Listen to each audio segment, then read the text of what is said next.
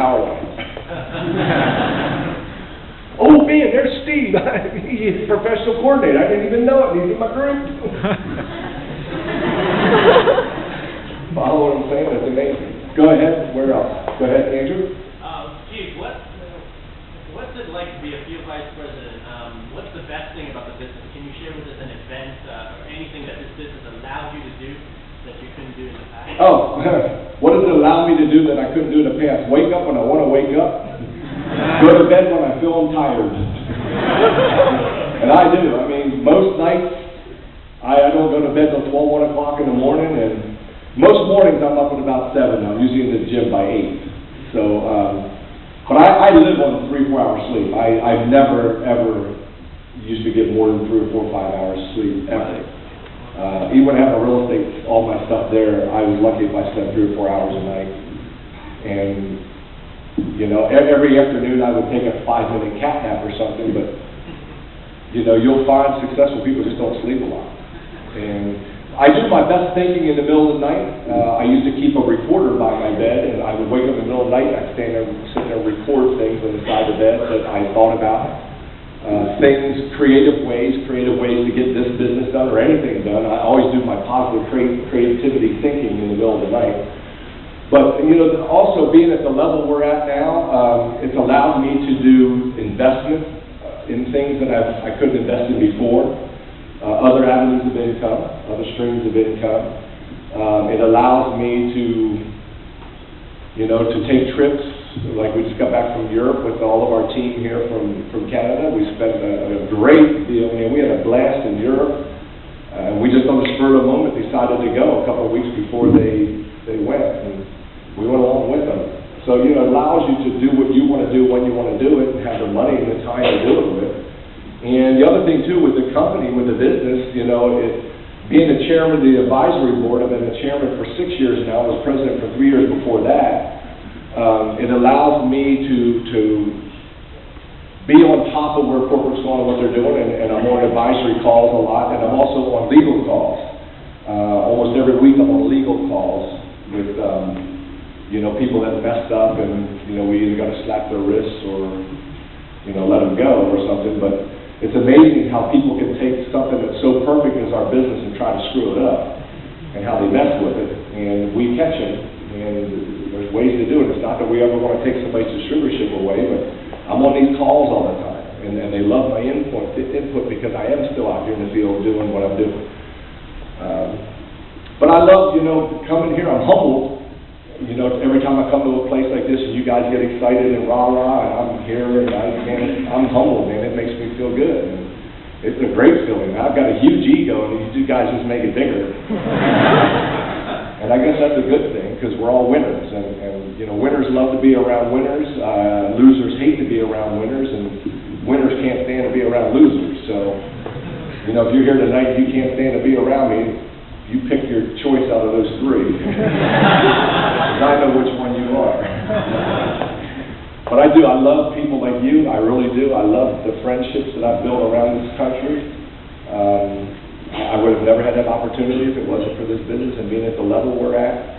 A lot of you guys in here have become close friends of mine, even through Facebook. And I'm looking around. I see so many familiar faces. And you know, that's a huge thing to know that I have, you know, friends like you guys. I really, it just means a lot.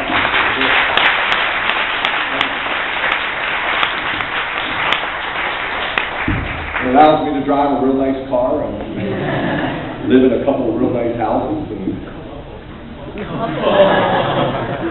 go ahead, and I'll come back to you guys. Go ahead. Hi, Pete. Can you share some of your magic moments in this business? Share some of my magic moments. My first big magic moment, when I first came into business, I thought, how can I create a way that we can make a huge positive impact on all the people in my organization that come into the business. And I bought a used limousine, and it was a way for us to take prospects. If you were one of my distributors, you could take prospects to a meeting. Say, I'm going to pick you up at 7 o'clock, and you go there and they're not ready to go, and all of a sudden they look out and they see a limo and they want to go.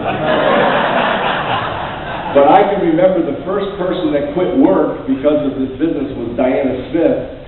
And I remember going to pick her, and at the time her husband Doug, at work. I got to pick them up at work, and I was the driver in the limo, and I got out with a suit, and I had a hat on and everything, and I opened the door for them. They come running out of the factory, and all these people were at the windows, looking out the windows, wondering what's going on.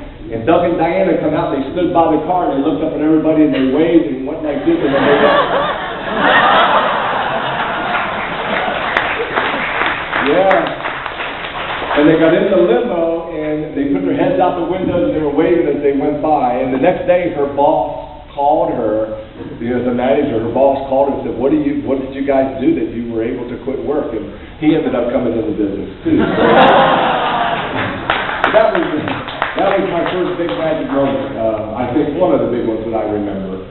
I think, here's the other one, too, was Jerry Siciliano. I was the last one to be trained by Jerry Siciliano to become a certified trainer. There were 3 of us in the class, me, my sponsor, and another couple from Florida. And I can remember Jerry Siciliano taking me out in the hall, and he was very good at complimenting people and building your image up and making you feel good about yourself. And he was the master. And he took me out in the hall, and he looked me in the eye, because we had to show the plan in front of him, parts of it. And that was part of our class. And he said, you know, kid, people are born with a gift, and very few are ever born with this particular gift. He said, but you've got it. You've got the gift, and you're going to become extremely successful in this business. And it was about 2 months later that he had his surgery, and he was, really down and out, and he was in a wheelchair, and we had a national event down in Virginia, and I had hit, I think, National Supervising Coordinator. We were in the business about 6 months or so, 7 months. And I came off the stage, and he's sitting there in a wheelchair. And I went up and gave him a hug and a kiss in the cheek, and he pulled my neck back down, and he whispered in my ear, he said, see, kid, I knew you had the gift. And that's the last thing he said to me, and he died like maybe 2-3 days later. And so that was a huge magic moment for me, and then of course then winning the Jerry Siciliano Award too meant a whole lot to me because of my relationship with Jerry. And we talked a lot on the phone during those few months. But I hit Rising Star. I was the #1 distributor in the country at the time. I won the Rising Star Award, and that's when I came off the. They used to call it the Rising Star Award, and I won that. And he pulled me off, and that's when he said that. So that meant.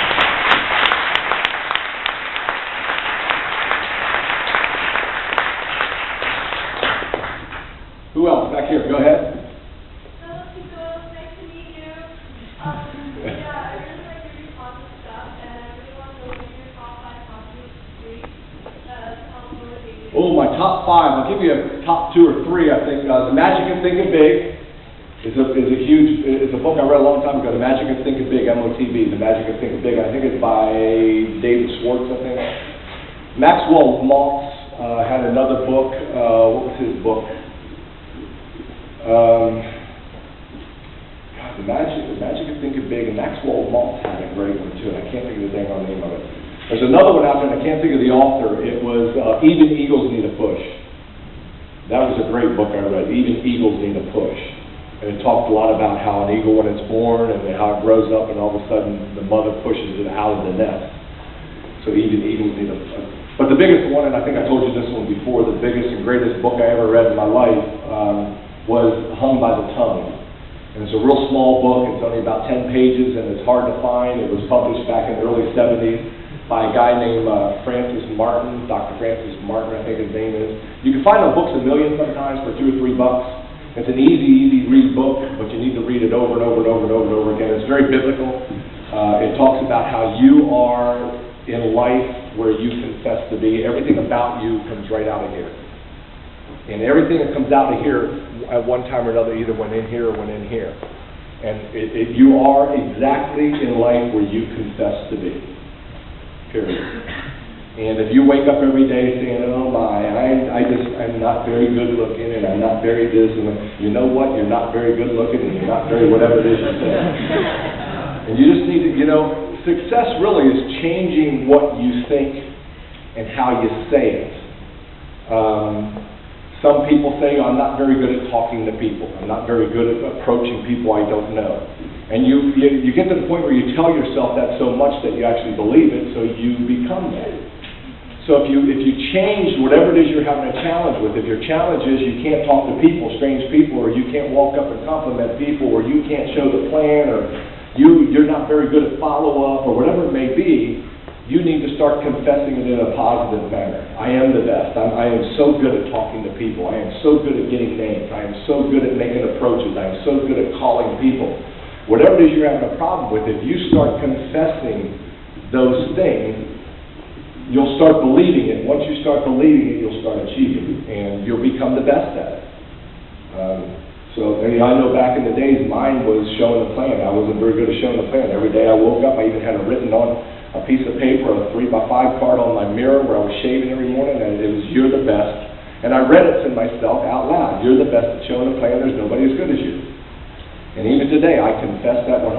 Everything I do, if I have a problem with something, I start confessing I'm the best at it. And I'm the first one to write it down and place it where I need to read it every day. And I read it out loud. Even my goals, I read out loud. One time I'm standing in the grocery line, and I'm standing there reading my goals, and I don't know what it was I said. I said, I want to be at $10,000 a month by such and such a date. And the person behind me said, what are you doing? I said, I'm reading my goals. Could you read it again? I said, yeah, I'm going to be at $10,000 a month in income by such and such a date. How are you going to do that? Where do you work? What do you do? And it just like that, it sparked an interest of the person standing behind me in the grocery line. So, go ahead. What would you say to someone who's here, but they're not a part of the business yet? Don't be a fool.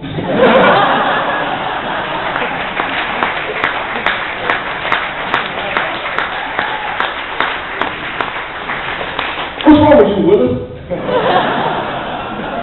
You crazy? I don't know. I mean, here's the deal. After tonight, and if you've seen the plan a couple of times and you're not involved, what's wrong with you? That would be what I'd say. Really, honestly, what does it take? The business is easy. It's simple. It's not easy. I mean, it takes some work. It takes some effort. It takes thinking sometimes out of the box, doing things you're not used to doing.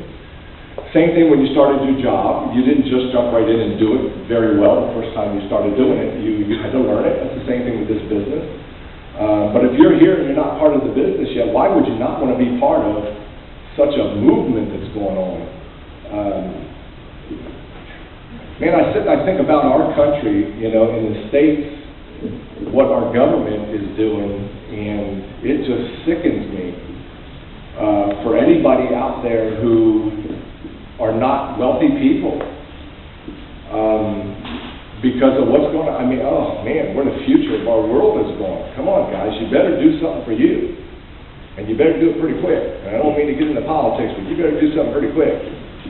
And I can't think of a faster, easier, better way than to build this business and to go out and share this business as a gift. Go out and give it away, quit pushing it on people. But go out and give it away. It's a tremendous gift, and it's an easy gift. It's, my gosh, everybody here, how many people here took a bath this week already? This side of the room, okay? I mean, how many of you are going to do it again by the end of the week? This side of the room, okay? But think about it. I mean, we all take baths, we brush our teeth, wash our hair, we all take food supplements, we clean our house, we clean our cars. We got the best products in the world, why not use them? And how many of you, who in here has never shopped online? Don't be a fool. But why not get paid to shop online? I mean, come on. And that's a great approach I use with people today. When people say, what do you do? I ask them, I say, do you ever shop online? And they always say, yeah. And I always say to them, do you ever get paid when you do it? And they always say, no. Well, I teach people how to get paid to shop online. And that's the big approach, one of the biggest approaches I use today.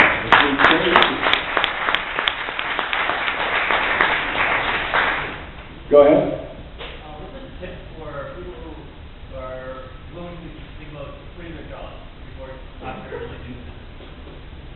Oh, yeah, don't. Unless you've got a whole bunch of money put away, to cover your expenses and your bills, and because what happens is this now all of a sudden becomes a job. When you put your job before you should, it becomes a job. And then you start hating this thing. You think you hate it now, wait until you quit your job. So, you know, I used to tell people, wait till you get to your income or above before you even think about it. Really. Although we do have some great ways. If you're in sales and you're a great salesperson, man, our website sales, you could jump into that, just jump into that and run the business from the website sales. And I would build my business through website sales. And the way I would do that is if, first name, and Arian was the guy I just sold a website to. I'm going to say to Arian, I know you're going to love the website and the service that you're going to get. And I know you know other small business owners. For everyone you refer to me that buys a website, I'll give you $300. And all of a sudden he called me a week later. Hey, I got this guy Joe. Would like you to call him. I called Joe. Hey, Joe. And I sell Joe a website. Guess what? I'm walking back into Arian's office, his shop the next day with $100 bills, and I'm handing them to him. And he'll send me another referral. And usually on about the second one, I'm going to say, you know, I can show you how to earn this every week. And then I can show you how to double it if you want to, too. And then I show him the business plan. That's the way I would build a business. You know, so there's a lot of money that could be made in website sales. There's huge money being made if you're good at sales and you know, and you're not afraid to go out and knock on doors. But I would never tell somebody to quit their job unless they had some income coming in, because it gets stressful. Go ahead. What do you say to people that say, I can't sell and I can't retail? Say that to me right now. You're my prospect and you say that to me. Say that to me. I can't sell. I can't sell. Oh, fantastic. I am so glad you told me that. Man, I am so, you know what? Because it doesn't take sales. And what I find is that salespeople are the worst people to build this business. Those that have never sold anything, they become the best. Let me tell you why. Because people that are salespeople, people are afraid of them. They back off. But people like you, you're sincere. And if you can do it, you have it. Somebody tells me I ain't got time. Man, I'm so glad you told me that. What do you think? I am stupid or something? I didn't show you this thing because I knew you had a time problem. That's why I showed it to you. But I know you know some other people that don't have time problems. And I know together we can build this business. Go ahead. How do you retail? How do I retail? Well, you know, I learned to listen to people. And most of my retail now, I turn over a lot of my new retail business to new people I bring into the program, because we have 20-some customers now and I really don't want any more. Because it's a job. I don't want a job. And we've got great customers that buy from us all the time, tremendous repeat customers. But I learned to listen to people, and I do what's called third-party selling. So your name? Kevin. And so if I'm at the gym one day and you got aches and pains, I see you limping or something, I'm going to say, yo, what's the matter, man? Looks like you're limping. I got this arthritis in my hip. You know, I had the same problem. I had it in my knees really bad. When I take this stuff called OP something or other, I'm going to drink it every morning. I'm telling you I'm stupid. I don't even know what it's called. I've been taking it for 17 years. I take it, man, every day. It's amazing. I play basketball on the weekends now. I feel really good. And you're going to say to me, where do you get it? GNC? No, actually, I get it from a friend of mine. I get it from a buddy of mine in the area. If you'd like it, give me information. I'll have him call you. Send you some information. Third-party selling. Because what happens is people think you're trying to sell them right on the spot. They'll turn you right off. But if you do third-party selling, I can have my friend call you. And I used to go home and give it to my wife and say, here, call this guy.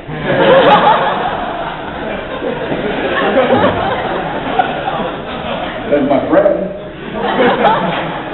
But now I think about new distributors I'm working with, and I say, oh, I got this friend of mine. His name, first name again? Eric. Eric. I guess this friend of mine, Eric, he's the one that turned me on to this. I tell you what, I can have him send you information. If you want, write down a name, email address, or something. I'll have him send you information.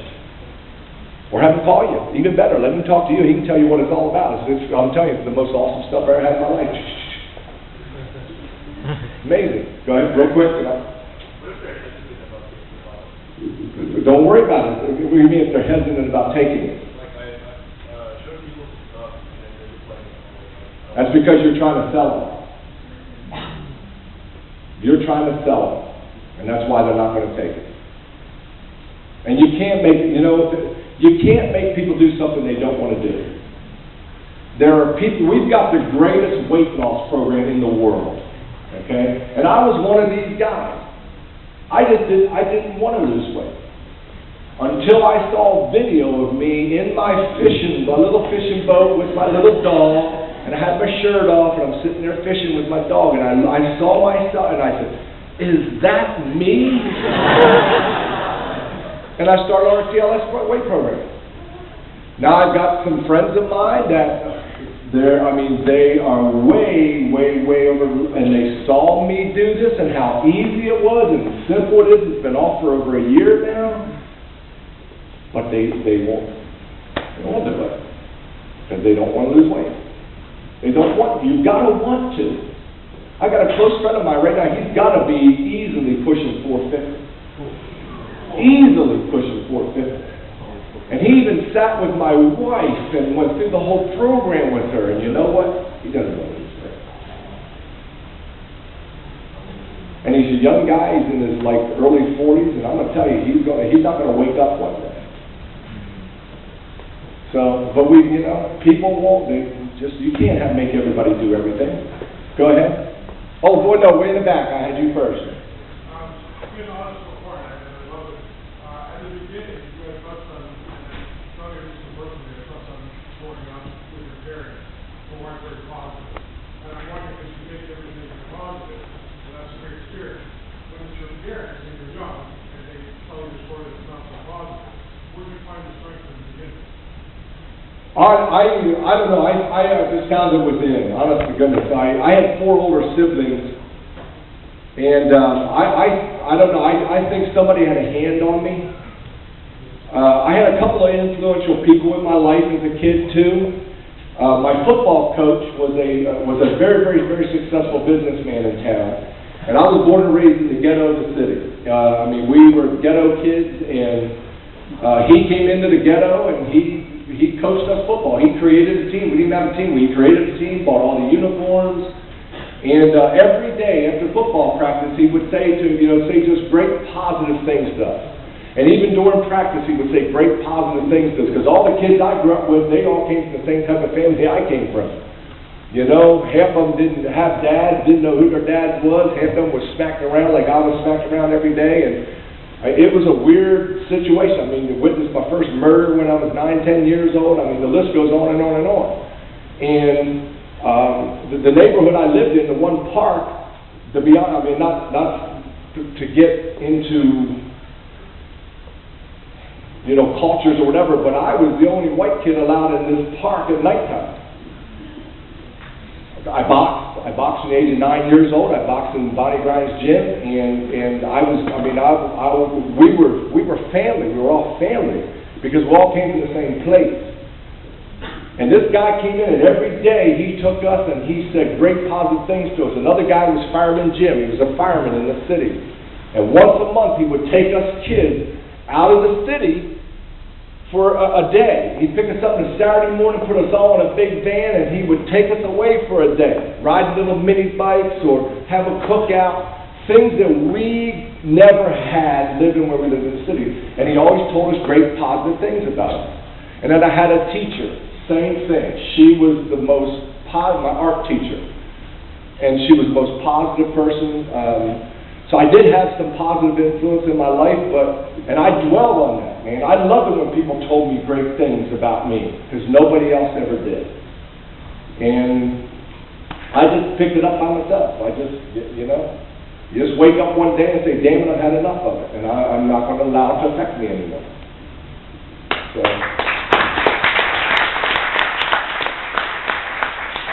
I hope that answers your question.